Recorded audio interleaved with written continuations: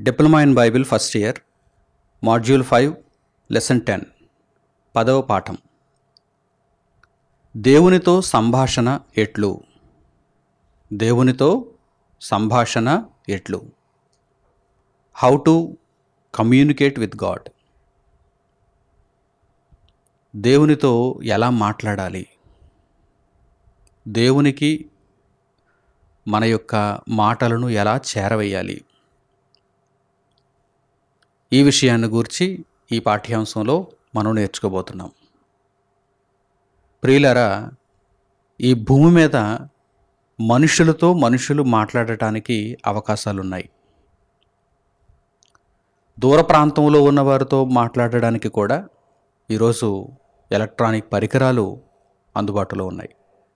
ఒకప్పుడు ఉత్తరాలు పంపుకునేవారు, ఇప్పుడైతే వారిని యథావిధిగా వీడియో రూపంలో చూస్తూ, ప్రత్యక్షంగా చూస్తూ లైవ్ కాల్స్ కూడా చేయగలుగుతున్నారు, మాట్లాడగలుగుతున్నారు.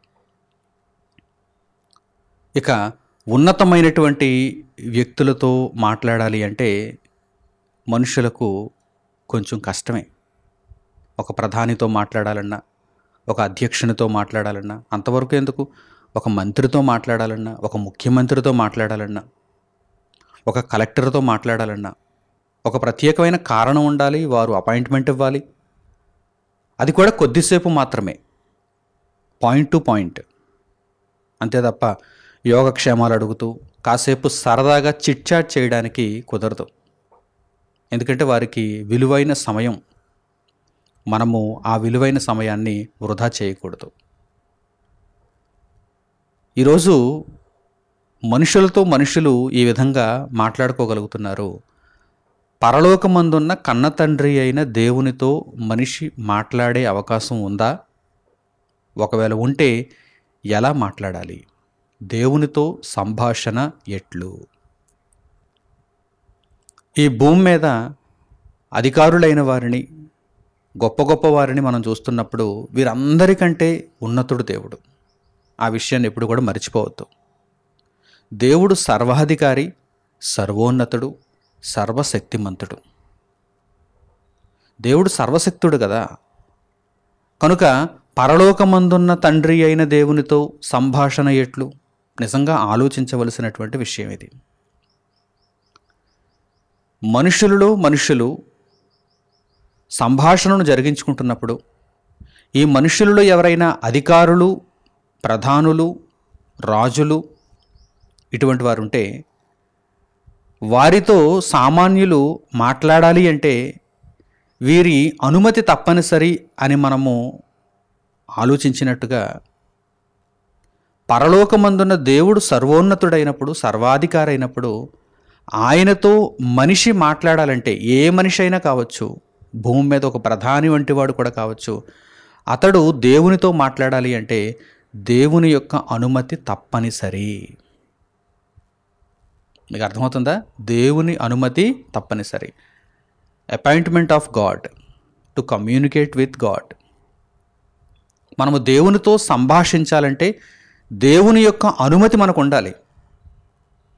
ఈ భూమి మీదనే ఒక మంత్రితో మనం మాట్లాడాలన్నా, ఒక ఎమ్మెల్యేతో మనం మాట్లాడాలన్నా, ఒక ఎంపీతో మనం మాట్లాడాలన్నా, ఒక కలెక్టర్తో మనం మాట్లాడాలన్నా, ఒక ఎంఆర్ఓతో మనం మాట్లాడాలన్నా వారి అనుమతి ఉంటేనే మనలను లోపలికి ప్రవేశింపజేస్తారు. అందుచేతనే అక్కడక్కడ బోర్డులు కనిపిస్తుంటాయి మనకు, అనుమతి లేనిదే లోనికి ప్రవేశించకూడదు అని. ఒక గొప్ప వ్యక్తితో, మనుషులలో మనుషులే, మనుషులతో మనుషులే, ఒక గొప్ప వ్యక్తితో మనం మాట్లాడాలి అంటే దానికి ఒక నిర్ణీతమైన సమయం ఉంటుంది, దానికి ఒక అనుమతి ఉంటుంది. అది కూడా పాయింట్ టు పాయింట్ మనం మాట్లాడాలి. వ్యర్థమైనటువంటి విషయాలు, మనకు తోచిన విషయాలు మాట్లాడడానికి కుదరదు. వారు అనుమతించినటువంటి ఆ సమయంలో, నిర్ణీత కాలంలో మనము విషయాన్ని మాట్లాడాలి, సరైన విషయాన్ని మాట్లాడాలి. ఇప్పుడు దేవుని దగ్గరకు మనం వచ్చేస్తే, దేవుని విషయాన్ని మనం ఆలోచన చేస్తే, దేవునితో సంభాషణ అనేసరికి దేవుడు మనిషికి అనుమతినిస్తేనే మనిషి దేవునికి తన యొక్క గోడును చెప్పుకోగలడు. దేవుడు మనిషికి అనుమతినివ్వాలి. దేవుని అనుమతితోనే మనిషి దేవునితో మాట్లాడగలడు. అలాగే దేవునితో మనిషి మాట్లాడుతున్నప్పుడు అనుమతి ఇచ్చాడు కదా అని వ్యర్థమైనటువంటి మాటలను అక్కడ మనము వినియోగించకూడదు. దేవునితో మనము చెప్పాలనుకున్నది పాయింట్ టు పాయింట్ మనం చెప్పాలి. అంతే తప్ప ఒక వేషధారణతో మనము దేవునితో సంభాషించకూడదు. వ్యర్థమైనటువంటి మాటలను మనము దేవుని దగ్గర ఉచ్చరించకూడదు. సుదీర్ఘంగా సంభాషణను పొడిగించటానికి మనము ప్రయత్నం చేయకూడదు.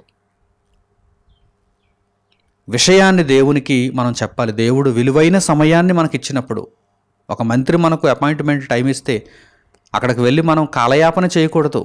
వ్యర్థమైన విషయాలు మాట్లాడకూడదు. Point to point. ఎందుకంటే ఇంకా చాలామంది ఎదురు చూస్తున్నారు. ఆయన విలువైన సమయాన్ని మనకి ఇచ్చాడు కనుక విషయాన్ని వెంటనే చెప్పి వచ్చేయాలి. అలాగే దేవుని దగ్గర కూడా దేవునితో సంభాషణ అనేసరికి దేవుని అనుమతి తప్పనిసరి. విషయాన్ని సరిగ్గా మాట్లాడటం కూడా రావాలి. విషయాన్ని సరిగ్గా దేవునితో చెప్పడం కూడా అక్కడ చాలా ముఖ్యమైనటువంటి విషయం.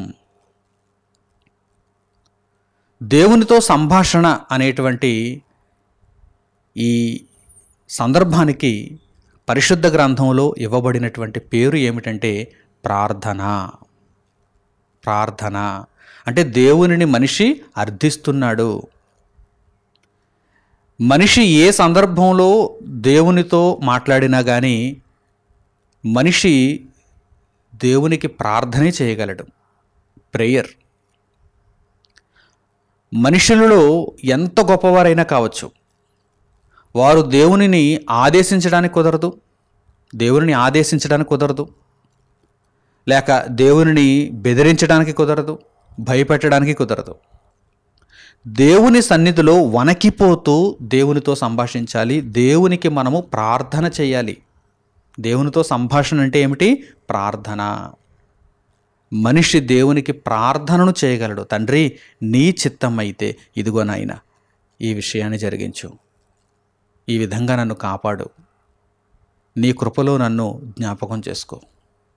ఈ విధంగా మనిషి ఎంతటి వాడైనా కావచ్చు, అతడు రాజు కావచ్చు, లేకపోతే ఒక అధికారి కావచ్చు, ధనవంతుడు కావచ్చు, ఎంతటి వాడైనా కావచ్చు, దేవుని దగ్గర మాత్రం మనిషి ప్రార్థనే చేయగలడు, ఆదేశించలేడు. దేవునిని అడుగుతున్నారు మనుషులు. తండ్రి, నీ సహాయము మాకు అనుగ్రహించు అని అడుగుతున్నారు, ప్రార్థన అర్థిస్తున్నారు. ఇలా ప్రార్థన చేయటానికి దేవుడు మనిషికి అనుమతినివ్వాలి. ఆ ప్రార్థనలో మనము సరిగ్గా విషయాన్ని మాత్రమే చెప్పాలి. దేవుడు మనుషులకు తనతో సంభాషించటానికి, అనగా తనకు ప్రార్థన చేయటానికి అనుమతిని ఇచ్చాడు. అనుమతిని ఎప్పుడు ఇచ్చాడో చూద్దాం. పరిశుద్ధ గ్రంథంలో ఆ యొక్క విషయం రాయబడింది. చూడండి, ఆదికాండము 4వ అధ్యాయము 25వ వాక్యం నుండి మీరు చూడండి. ఆ కాలము ఏ కాలము అంటే ప్రారంభకాలం. ఆదాము తర్వాత షేతు, షేతు తర్వాత ఎనోషు, ఈ విధంగా సంతాన వ్యాప్తి జరుగుతున్నటువంటి కాలం, భూమి నిండుతున్నటువంటి కాలం, ప్రారంభపు దశ. అప్పుడే దేవుడు తనకు మనుషులు ప్రార్థన చేయటానికి మనుషులకు అనుమతినిచ్చాడు, అవకాశాన్ని ఇచ్చాడు. చూడండి, ఆదికాండము 4వ అధ్యాయము 25వ వాక్యం నుండి. ఆదాము మరలా తన భార్యను కూడినప్పుడు ఆమె కుమారుని కని కయీను చంపిన హేబెలునకు ప్రతిగా దేవుడు నాకు మరి యొక్క సంతానమును నియమించెననుకొని అతనికి షేతు అను పేరు పెట్టెను. మరియు షేతునకు కూడా కుమారుడు పుట్టెను. అతనికి ఎనోషను పేరు పెట్టెను. అప్పుడు యెహోవా నామమున ప్రార్థన చేయుట ఆరంభమైనది. పరలోకమందున్న కన్నతండ్రి అయిన దేవునికి ఆయన పేరిట ప్రార్థన చేయుట ఆరంభమైనది. అంటే దేవుడు అనుమతినిచ్చాడనమాట. నాకు మీరు ప్రార్థన చేయవచ్చు, మీరు నాతో సంభాషించవచ్చు అని దేవుడు అనుమతినిచ్చాడనమాట. ఇక్కడ దేవునితో సంభాషణ అనగానే చాలామందికి ఒకవేళ సందేహం కలగచ్చు. అదేంటంటే, నేను దేవునికి ప్రార్థన చేస్తున్నానే కానీ దేవుడు నా మాటలు వింటున్నట్టుగా ఊకొడుతున్నట్టు నాకేమి తెలియటం లేదు, లేక దేవుడు నా ప్రార్థనను అంగీకరించాడా, అంగీకరించలేదా, దేవుడు మరలా నాకు ఏ మాట చెప్పటం లేదు, ఆయన స్వరాన్ని నేను వినలేకపోతున్నాను అంటే దేవుడు ఎక్కడా ఎవరితోనూ స్వయంగా మాట్లాడలేదు. ఒకవేళ తన మాటలను, తన యొక్క సంగతులను చెప్పాలి అనుకుంటే ప్రవక్తల ద్వారా చెప్పించాడు. మనుషులకు, సామాన్యులకు, లేక అధికారులకు, రాజులకు ప్రవక్తల చేత చెప్పించాడు. లేదంటే దేవదూతల యొక్క ప్రత్యక్షతను పురాతన కాలంలో అనుగ్రహించాడు. నేటి కాలంలో అయితే దేవుడు అది కూడా అనుగ్రహించటం లేదు. దేవుడు పరిస్థితులను ఆయన చక్కదిద్దుతాడు. ఆయన మనము చెప్పిన ప్రతి మాటకు ఊకొట్టవలసినటువంటి అవసరత లేదు. తండ్రి నీకు కృతజ్ఞతాస్తుతులు అనగానే చెప్పు నా బిడ్డ విన్నాను అని ప్రతి మాటకు ఆయన ఊకొట్టవలసిన, ప్రత్యుత్తరాన్ని ఇవ్వవలసినటువంటి అవసరత లేదు. ఎందుకంటే ఆయన సర్వాధికారి, ఆయన సర్వోన్నతుడు, ఆయన వింటున్నాడు. మనము ఆయనకు ప్రార్థన మాత్రమే చేయగలం. ఆ ప్రార్థన న్యాయమైనదైతే తప్పకుండా ఆయన ఆ ప్రార్థనకు జవాబును క్రియారూపకంగా దయచేస్తాడు. మాటలలో కాదు, క్రియారూపకంగా దయచేస్తాడు. కనుక మనం ఏమి అడుగుచున్నామో వాటి ఫలమును దేవుని వలన పొందుతున్నామని, పొంది ఉన్నామని నమ్మి ప్రార్థన చేయాలి. నమ్ముట నీ వలన అయితే సమస్తము సాధ్యమే అని యేసుక్రీస్తు ప్రభువారు తెలియజేశారు. దేవునికి మనము చేయు ప్రార్థన యుక్తమైనదిగా ఉండాలి, న్యాయమైనదిగా ఉండాలి. దేవుడు మన మొరను వింటున్నాడు. మనకు తగిన కాలమందు ఆయన క్రియారూపకమైనటువంటి సహాయాన్ని దయచేస్తాడు. అంతే తప్ప ప్రతి మాటకు కూడా చెప్పు, విన్నాను, ఉన్నాను అని ఆయన చెప్పడు, మాట్లాడడు. ఎందుకంటే ఆయన సర్వోన్నతుడు. మనము ఆయనతో సంభాషించటానికి లేక ప్రార్థన చేయటానికి ఆయన మనకు అవకాశాన్ని ఇవ్వడమే గొప్ప సంగతి. అదే గొప్ప విషయం. కనుక అందులో మనం ఎంతగానో సంతోషిస్తూ దేవునితో మన గోడు చెప్పుకోవటానికి మనము నిరంతరము కూడా ప్రయత్నించాలి. ఒక సగటు భక్తుని జీవితము ప్రార్థనతో ముడిపడి ఉండాలి. ప్రార్థన చేయుట అనేది దేవుడు మనిషికిచ్చిన గొప్ప అవకాశం. కనుక ప్రార్థనా జీవితాన్ని ప్రతి మనిషి ఎల్లప్పుడూ కలిగి ఉండాలి. ప్రార్థన చేయుటకు దేవుడు అవకాశాన్ని ఇచ్చాడు కదా అని ఇక నాకు వినేవారు భలే దొరికారని చెప్పి ఉన్నది లేనిది, వేషధారణతో కూడినది, ప్రతిరోజు పాడిందే పాటగా మనము ఏదో ఒక పాఠాన్ని అప్పచెప్పినట్టుగా యాంత్రికంగా ప్రార్థన చేయకూడదు. మరి ఎలా చేయాలి మన ప్రార్థన? విషయాన్ని దేవునికి చెప్పాలి. సర్వోన్నతునితో మనం మాట్లాడుతున్నాం. ఆయన మన గోడు వినడానికి మనకు అవకాశాన్ని ఇచ్చాడు. కనుక మనము చాలా జాగ్రత్తగా అక్కడ మాట్లాడాలి. ఈ విషయం చాలామందికి తెలియదు, పట్టించుకోవటం లేదు. ఈ విషయాన్ని చదివినా పట్టించుకోవటం లేదు. చాలామంది సుదీర్ఘంగా ప్రార్థన చేయాలని కోరుకుంటున్నారు, వ్యర్థమైన మాటలు వచించాలని ఆలోచిస్తున్నారు, న్యాయబద్ధముగా వారు ప్రార్థన చేయలేకపోతున్నారు, యుక్తముగా వారు ప్రార్థన చేయలేకపోతున్నారు. కనుక ఈ వాక్య భాగాన్ని చూడండి, మీకు అర్థమవుతుంది మన మాటలు దేవునితో ఎలా ఉండాలో. ఇక్కడ ఈ వాక్య భాగాన్ని మీరు చూస్తే మీకు తెలుస్తుంది. ప్రసంగి గ్రంథము 5వ అధ్యాయము 2వ వాక్యాన్ని మీరు చూడండి. ప్రసంగి గ్రంథము 5వ అధ్యాయము 2వ వాక్యం. నీవు దేవుని సన్నిధిని అనాలోచనగా పలుకుటకు నీ హృదయమును త్వరపడనీయక.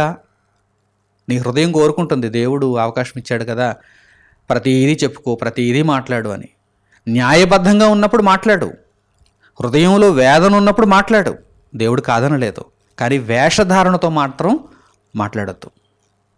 ఏదో దేవుడు 1 గంట ప్రార్థన చేస్తేనే మెచ్చుకుంటాడు, గంటకు లోపు ప్రార్థన చేస్తే దేవుడు స్వీకరించడు, నాలో భక్తి లేదనుకుంటాడేమో అనేటువంటి ఆలోచన వద్దు. ఆయన సర్వజ్ఞాని, ఆయనకు సమస్త పరిస్థితులు తెలుసు. నీ హృదయంలో వేదన ఉన్నప్పుడు గంట కాదు 2 గంటలు ప్రార్థన చేస్తావు, అసలు ప్రార్థనలో నుండి బయటకు రాలేవు. నీ హృదయంలో తీరని వేదన ఉన్నప్పుడు దేవునితో పదే పదే ఆ మాటలు చెప్పుకొని కన్నీరు మున్నీరు అవుతావు ప్రార్థనలో. ఆ పరిస్థితి నుండి నిన్ను వెంటనే బయటకు తీసుకుని రావడం కష్టం. కొన్ని సందర్భాలలో తక్కువ నిడివితోనే మనము దేవునికి విషయాన్ని చెప్పవలసినటువంటి సందర్భం కూడా ఉంటుంది. అప్పుడు ఆ విధంగానే మనం మాట్లాడాలి. అంతే తప్ప ప్రతిసారి 1 గంటకు మించి ప్రార్థన చేయాలి, ప్రతిసారి 2 గంటలైనా ప్రార్థన చేయాలి అనేటువంటి విధానం, ఆ పోకడ తప్పు. చూడండి, ఇక్కడ వ్రాయబడిన మాటలు చూడండి. నీవు దేవుని సన్నిధిని అనాలోచనగా పలుకుటకు నీ హృదయమును త్వరపడనీయక, నీ ఇష్టానుసారంగా నీవు మాట్లాడడానికి నీవు ఆలోచించుకొద్దు, నీ హృదయాన్ని ఆ విధంగా త్వరపడనీయవద్దు. నీ నోటిని కాచుకొమ్ము. అనాలోచితంగా ఏ మాట పలకకుండా ఉండుటకు నీ హృదయమును త్వరపడనీయక నీ నోటిని కాచుకొమ్ము. కళ్ళెం వేయి, నీ నోటికి కళ్ళెం వేయి. గొప్ప గొప్ప వ్యక్తుల దగ్గర నీ నోటికి కళ్ళెం వేసుకోవటం లేదా? ఇష్టానుసారంగా మాట్లాడుతున్నావా? చాలా సైలెంట్గా ఉంటావు. ఒక ఐపీఎస్ అధికారి దగ్గర, ఒక ఐఏఎస్ అధికారి దగ్గర ఎంత సైలెంట్గా ఉండాలి? లేదంటే వెంటనే వారు బయటకు వెళ్ళిపోమంటారు. ప్రియులారా, పరలోకమందున దేవునితో ఎంత చక్కగా మనం మాట్లాడాలి, విషయాన్ని చక్కగా మనం చెప్పడానికి ప్రయత్నం చేయాలి. మనము దేవునితో సంభాషిస్తున్నాము, జాగ్రత్త. ఆ విషయాన్ని ఎప్పుడు గుర్తుంచుకోవాలి. నీ నోటిని కాచుకొమ్ము, దేవుని సన్నిధిలో నీ నోటిని కాచుకొమ్ము. దేవుడు ఆకాశమందున్నాడు, నీవు భూమి మీద ఉన్నావు. ఒక్కసారి ఆ స్థాయిని గుర్తించు. భూమి మీద నీతో పాటు ఉన్నటువంటి మనుషులతోనే నీవు ఎంతో జాగ్రత్తగా మాట్లాడుతున్నావే. ఒక కలెక్టర్తోనూ, ఒక మంత్రితోనూ నీవు ఎంతో జాగ్రత్తగా మాట్లాడుతున్నావే. భూమి మీద ఇదిగో వారు ఉన్నారు, నీవు ఉన్నావు. వారు భూమి మీద ఉన్నారు, నీవు భూమి మీద ఉన్నావు. కానీ ఇక్కడ దేవుని దగ్గరకు వచ్చేసరికి దేవుడు ఆకాశమందున్నాడు, పరలోకంలో ఉన్నాడు ఆయన. దేవుడు ఆకాశమందు ఉంటే నీవు భూమి మీద ఉన్నావు. మరి నీ మాటలు ఎలా ఉండాలి? చూడండి, కావున నీ మాటలు కొద్దిగా ఉండవలెను. అలాగని దేవుడు లిమిటెడ్గా నీ మాటలు 1 నిమిషమే వింటాను, 2 నిమిషాలే వింటానని కూడా చెప్పటం లేదు. హృదయంలో తీరని వేదన, తీరని బాధ దేవునితో మనము పంచుకోవలసినటువంటి ఆ గడియలు ఉన్నప్పుడు తప్పనిసరిగా దేవునితో సుదీర్ఘకాలం పాటే మనం మాట్లాడతాం. ఎందుకంటే అది విషయం, అక్కడ ఆవశ్యకత ఉన్నది కనుక తప్పనిసరిగా మనము మన యొక్క హృదయ వేదనను దేవునితో చెప్పుకుంటాం. కానీ ప్రతిసారి ఆ విధానంలో ఉండకూడదు. నీ మాటలు కొద్దిగా ఉండాలి. ఏమంటే నేను ప్రార్థన చేశానంటే స్తుతి స్తోత్రం అని చెప్పుకుంటూనే ఉంటానండి అంటే దేవునికి ఆ విధానం నచ్చదు. మీకు అర్థమవుతుందా? ఎక్కువసేపు ప్రార్థనను పొడిగించడానికి కాలయాపన ఏ విధంగా చేయాలా అని ఆలోచిస్తూ పరిశుద్ధ గ్రంథంలో ఉన్న వాక్యాలన్నీ వల్లి వేసుకుంటూ స్తుతి స్తోత్రం అలా మీరు కాలయాపన చేయటానికి వీలు లేదు. మీ మాటలు కొద్దిగా ఉండాలి, విషయాన్ని చక్కగా మీరు చెప్పగలిగి ఉండాలి. దేవుడు ఆకాశమందున్నాడు, మీరు భూమి మీద ఉన్నారని గుర్తుంచుకోండి అని దేవుని వాక్యంలో తెలియచేయబడింది. ఈ విషయాన్ని యేసుక్రీస్తు ప్రభువారు కూడా ప్రస్తావించారు. నిజంగా తండ్రి అయిన దేవుని రొమ్మున ఆనుకొని ఉన్నటువంటి ఆయన అద్వితీయ కుమారుడు యేసుక్రీస్తు ప్రభువు కనుక తండ్రికి మనము ఎలా మన గోడును చెప్పుకోవాలో, తండ్రిని మనము ఎలా ప్రార్థించాలో యేసుక్రీస్తు ప్రభువారు కూడా తెలియజేశారు. చూడండి, మత్తయి సువార్త 6వ అధ్యాయము 7వ వాక్యం నుండి మీరు చూడండి. మత్తయి సువార్త 6వ అధ్యాయము 7వ వాక్యం నుండి, మరియు మీరు ప్రార్థన చేయునప్పుడు అన్యజనుల వలె వ్యర్థమైన మాటలు వచింపవద్దు. తండ్రిని గూర్చి తెలియని వారు వ్యర్థంగా మాట్లాడతారు, ఇష్టానుసారంగా మాట్లాడతారు. మీరు ప్రార్థన చేయునప్పుడు చాలా జాగ్రత్తగా ఉండాలి. మీరు అన్యజనుల వలె మీరు వ్యర్థమైన మాటలు వచింపవద్దు. విస్తరించి మాటలాడుట వలన తమ మనవి వినబడునని వారు తలంచుచున్నారు. అంటే అర్థమేంటి? ఎక్కువసేపు మాట్లాడితే, మా సంభాషణను పొడిగిస్తే దేవుడు మా మనవి వింటాడేమో, తక్కువసేపు మాట్లాడిన వారి మనవి దేవుడు వినడేమో అని వీరు అనుకుంటారు. వారు తలంచుచున్నారు ఆ విధంగా, కానీ దేవుని మనసు ఆ విధంగా లేదు. విస్తరించి మాటలాడుట వలన తమ మనవి వినబడునని వారు తలంచుచున్నారు, మీరు వారి వలె ఉండకుడి. That is wrong concept. మీరు వారి వలె ఉండకుడి. యేసుక్రీస్తు ప్రభువారు చెప్పారు. నిజంగా ఆయన చెప్పారంటే ఇంక అందులో ఎటువంటి దోషం లేదు కదా. మానవ మాతృడు పరిశుద్ధాత్మ ప్రేరణ లేకుండా చెప్పినటువంటి మాటలైతే కావివి.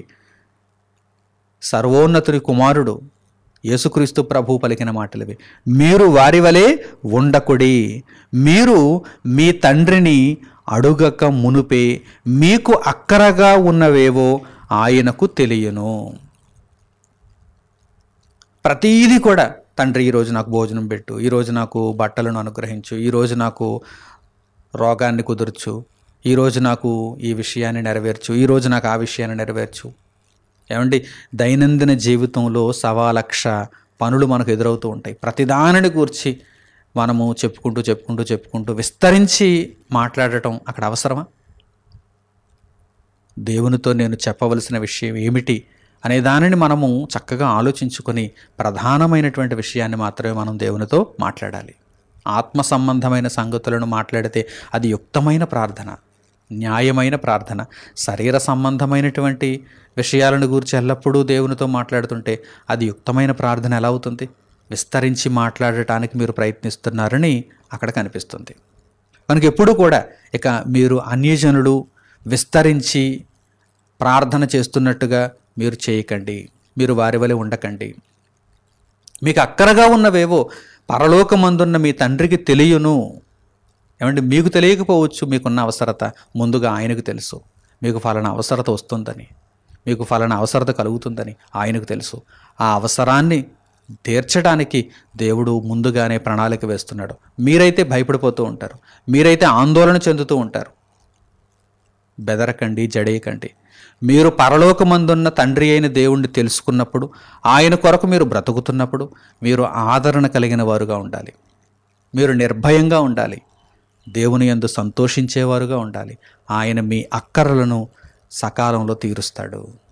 సకాలంలో ఆశ్చర్యకరమైన రీతిలో, అద్భుత రీతిలో ఆయన మీ యొక్క అవసరాలను తీరుస్తాడు. కనుక ఎల్లప్పుడూ దేవునితో సరైన విషయాన్ని, ఆత్మ సంబంధమైనటువంటి విషయాన్ని ప్రార్థనలో మీరు మాట్లాడుతూ దేవునితో సంభాషణ చేయాలి. ఇక మరొక ప్రధానమైనటువంటి విషయం ఏంటంటే, దేవునితో మనము సంభాషిస్తున్నప్పుడు మనలను మనము చాలా తగ్గించుకోవాలి. మీరు పరిశుద్ధ గ్రంథంలో భక్తుల ప్రార్థనలను చూడండి, వ్రాయబడ్డాయి. కొన్ని ప్రార్థనలు వ్రాయబడ్డాయి.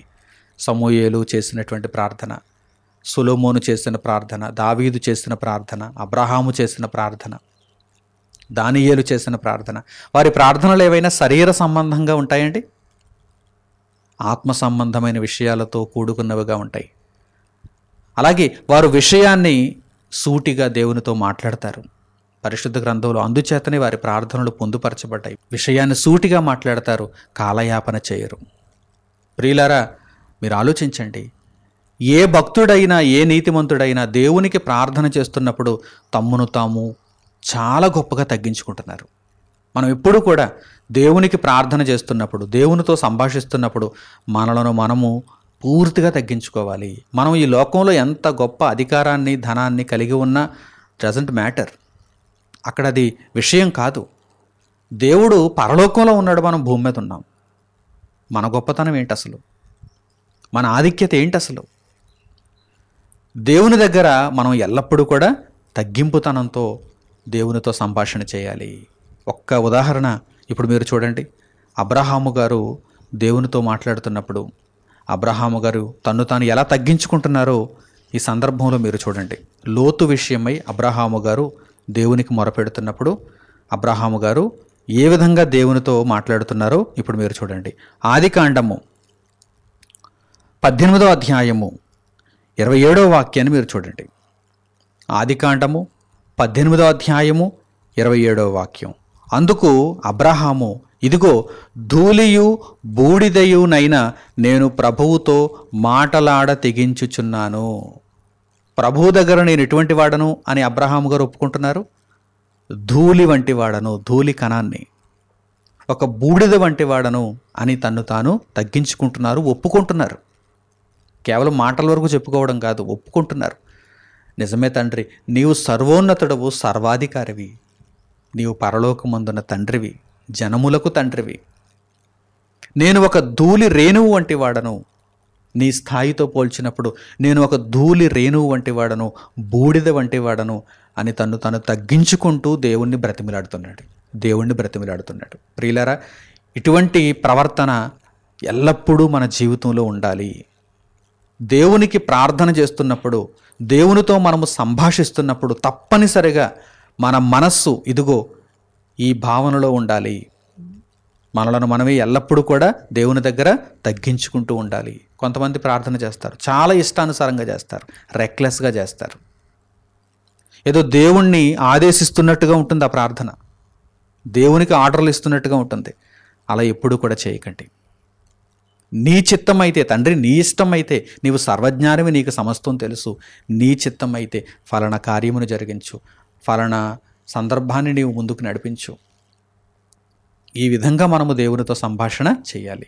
దేవునికి మన ప్రార్థన న్యాయమైనదిగా, యుక్తమైనదిగా ఉండాలి. ఆత్మ సంబంధమైనదిగా మన ప్రార్థన ఉండాలి. తగ్గింపుతనంతో మన ప్రార్థన ఉండాలి. యేసుక్రీస్తు ప్రభువు ఈ విషయాన్ని గూర్చి నేర్పిస్తూ ఒక ఉదాహరణను కూడా పరిచయం చేస్తున్నారు. ఒక్కసారి ఆ సందర్భాన్ని మనం జ్ఞాపకం చేసుకుందాం. లూకాసు వార్త 18వ అధ్యాయము 9వ వాక్యం నుండి మీరు చూడండి. యేసుక్రీస్తు ప్రభువు వారు చెబుతున్నటువంటి ఈ ఉదాహరణను మీరు చూడండి. లూకాసు వార్త 18వ అధ్యాయము 9వ వాక్యం నుండి. తామే నీతిమంతులమని తమ్ము నమ్ముకొని ఇతరులను తృణీకరించు కొందరితో ఆయన ఈ ఉపమానము చెప్పెను. ఏమిటది? ప్రార్థన చేయుటకై 2 మనుష్యులు దేవాలయమునకు వెళ్ళిరి.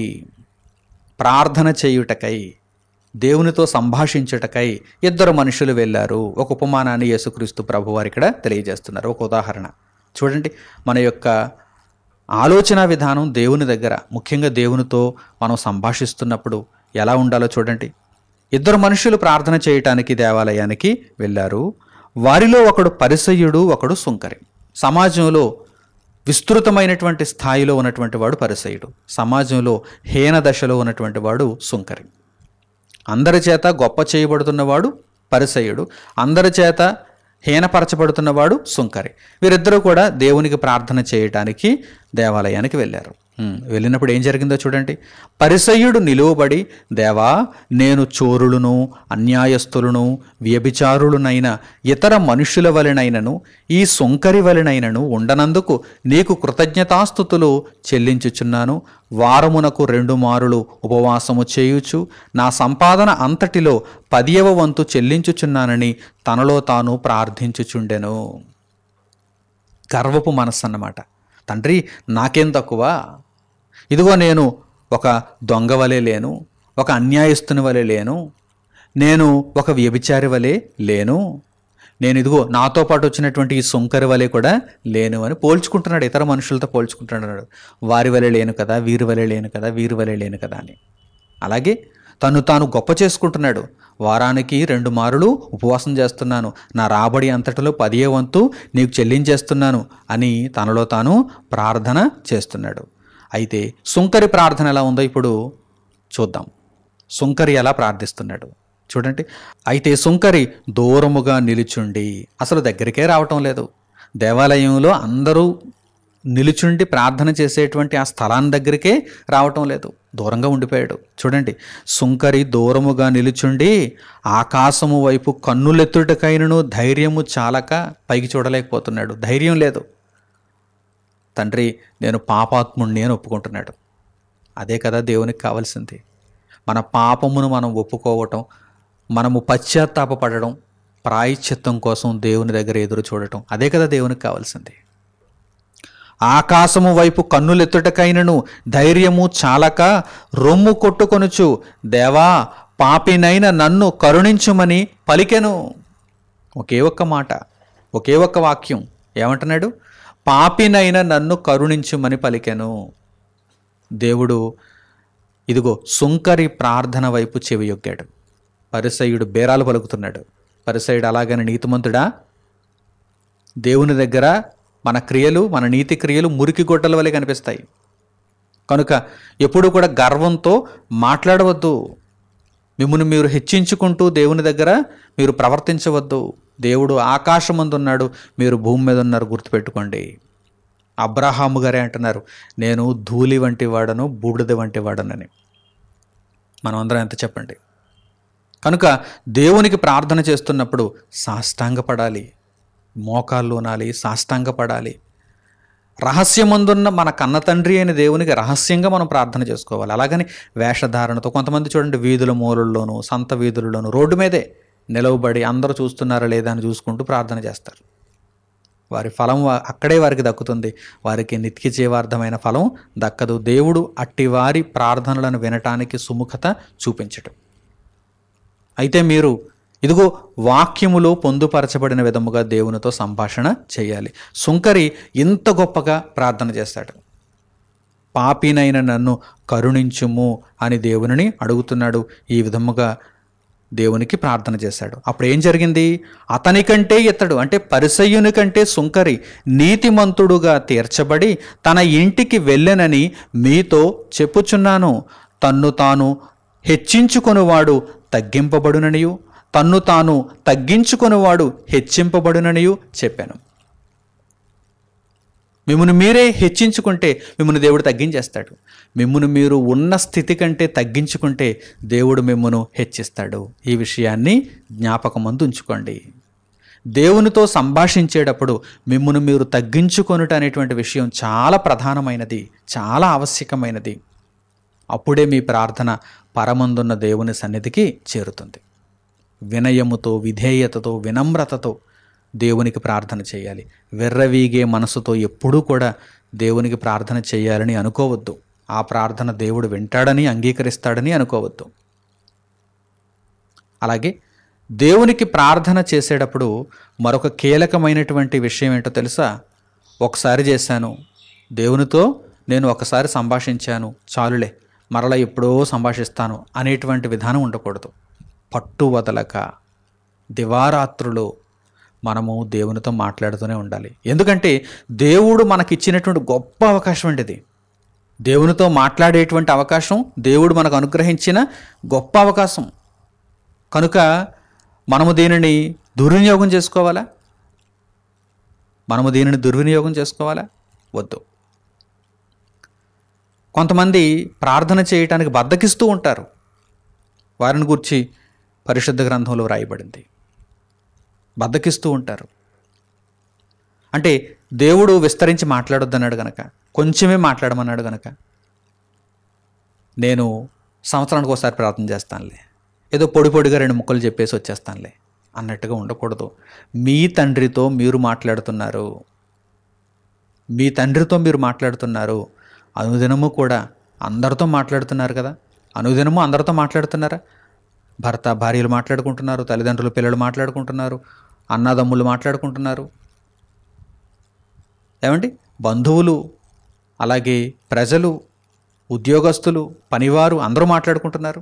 మరి దేవునితో మీరు అంత గొప్పగా మాట్లాడుతున్నారా? దేవునితో మాట్లాడమని కూడా మరొకరు చెప్పాలా? దేవుడు అవకాశం ఇవ్వడమే గొప్ప విషయం కదా. కనుక ఈ సందర్భాన్ని ఒక్కసారి మనం పరిశుద్ధ గ్రంథం నుండి చూద్దాం. లూకాసు వార్త 18వ అధ్యాయము మొదటి వాక్యం నుండి చూడండి. లూకాసు వార్త 18వ అధ్యాయము మొదటి వాక్యం నుండి, వారు విసుగక నిత్యము ప్రార్థన చేయుచుండవలెననుటకు ఆయన వారితో ఈ ఉపమానము చెప్పాను. మరొక ఉపమానాన్ని యేసుక్రీస్తు ప్రభువారు చెబుతున్నారు. ఈ ఉపమానము దేనిని గురించి? విసుగక నిత్యము ప్రార్థన చేయుచుండవలెను. అంటే మనుషులు కొద్ది కాలం దేవునితో మాట్లాడేసరికి, దేవునితో సంభాషించేసరికి విసుగుపోతారు. రోజు దేవునితో ఏం మాట్లాడతాంలే అని విసుగుపోతారు. శరీర సంబంధమైన మాటలు ఉండవు కదా, అందుకు విసుగుపోతారు. ఆత్మ సంబంధమైన మాటలు కదా, విసుగుపోతారు. కనుక విసుగవద్దు. విసుగక నిత్యము ప్రార్థన చేయుచుండవలను అనుటకు ఒక ఉపమానం చెప్పాను. ఆ ఉపమానమును చూడండి. దేవునికి భయపడకయు మనుష్యులను లక్ష్య పెట్టకయు నుండి ఒక న్యాయాధిపతి యొక్క పట్టణములో ఉండెను. అంటే దేవుని వంటి వాడన్నమాట. ఒక న్యాయాధిపతి ఉన్నాడు అనుకుందాం. అతడు చాలా గొప్పవాడు అని అనుకుందాం. ఆ పట్టణములో ఒక విధవరాలు ఉండెను. అంటే దేన స్థితిలో ఒక విధవరాలు ఉన్నది అనుకుందాం. ఆమె అతని యొద్దకు తరచుగా వచ్చి, నా ప్రతివాదికిని నాకును న్యాయము తీర్చుమని అడుగుచూ వచ్చెను గాని అతడు కొంతకాలము ఒప్పకపోయెను. ఆ న్యాయాధిపతి దగ్గరకు వచ్చి, ఒక భేద విధవరాలు నాకు నా ప్రతివాదికి న్యాయము తీర్చుము అని అడుగుతోంది. అతడు ఒప్పుకోవటం లేదు. న్యాయము తీర్చడానికి ఆయన ఇంకా కాలయాపన చేస్తున్నాడు.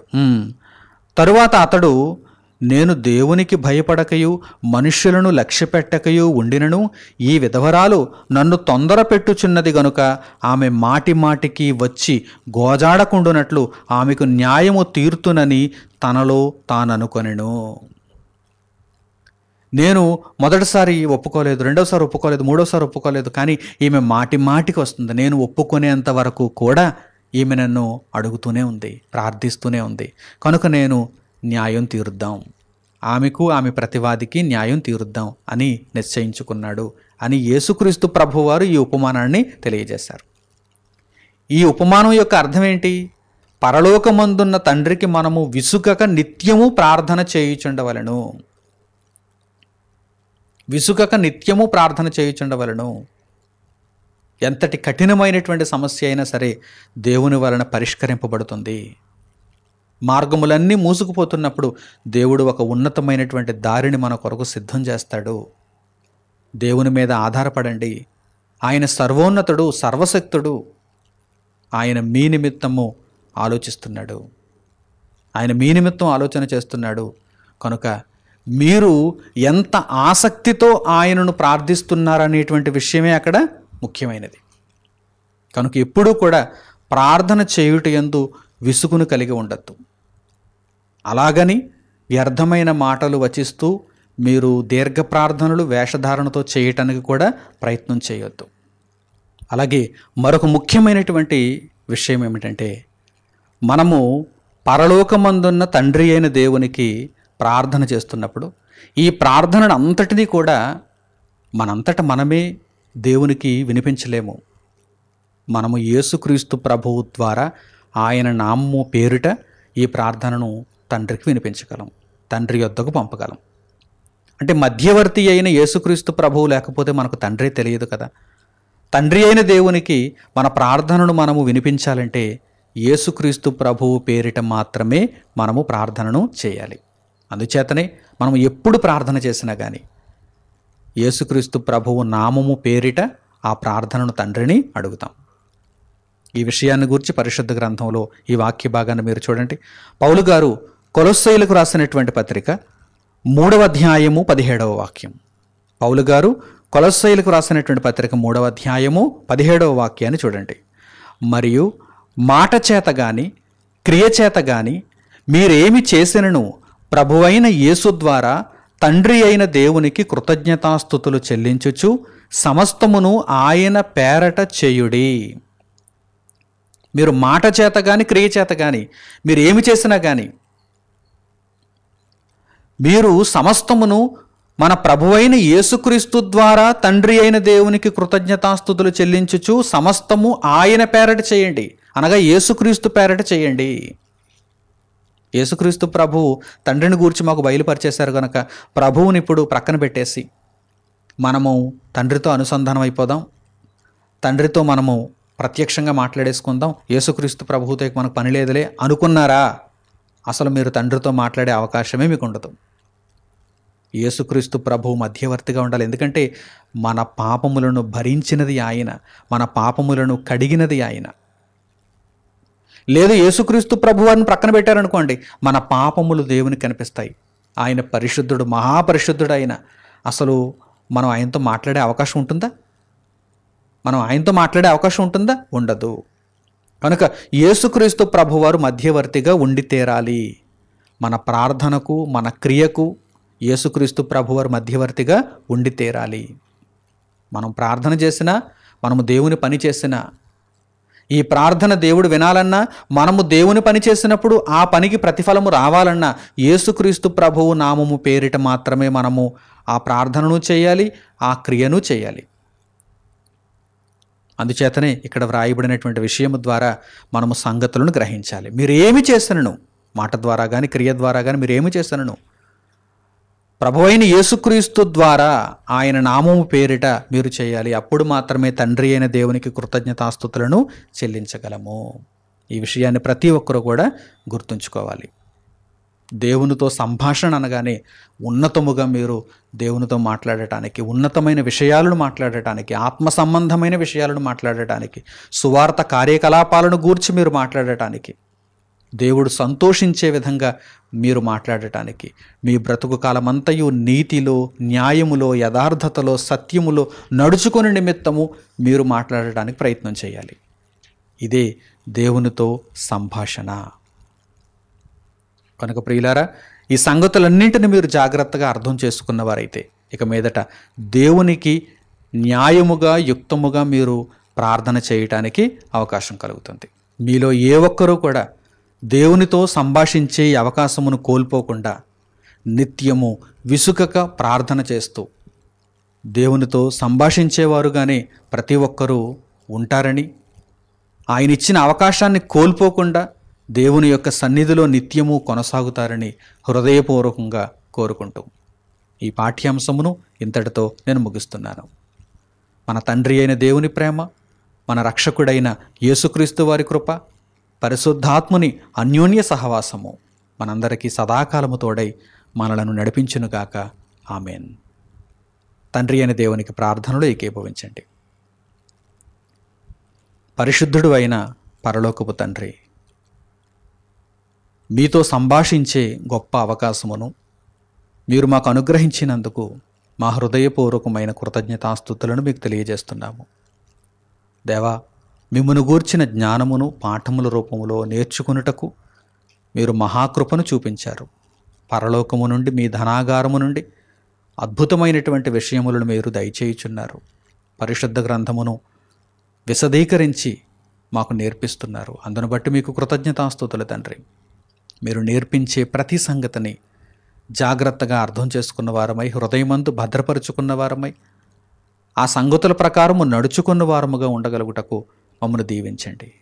నాయనా, మీతో సంభాషించే అవకాశమును మీరు మాకు అనుగ్రహించినప్పుడు మేము విసుగక నిత్యము ప్రార్థన చేస్తూ మమ్మును మేము తగ్గించుకొని తండ్రి హృదయపూర్వకమైనటువంటి ప్రార్థనను మీకు మేము చేయగలుగుటకు, ఆత్మ సంబంధమైనటువంటి విషయములలో ఆసక్తితో ప్రార్థన చేయగలుగుటకు తండ్రి మమ్మను దీవించమని మిమ్మల్ని కోరుకుంటూ మా యొక్క ప్రార్థనా విజ్ఞాపనములన్నింటినీ వింటున్నటువంటి మీకు మా హృదయపూర్వకమైన కృతజ్ఞతాస్తుతులను మీకు తెలియజేస్తూ, మాకు అక్కరగా ఉన్న వాటిని మేము ఎరుగక మునిపే, అవి మా దరి చేరక మునిపే మీరు తీర్చుచున్నందుకు తండ్రి మీకు కృతజ్ఞతాస్తుతులను తెలియజేసుకుంటూ మా ప్రార్థన మనవులను మా ప్రభువును మా రక్షకుడునైన యేసుక్రీస్తు వారి పేరిట మిమ్మల్ని వేడుకొనిచున్నాము తండ్రి. ఆమెన్. అందరికీ వందనములు. సెలవు.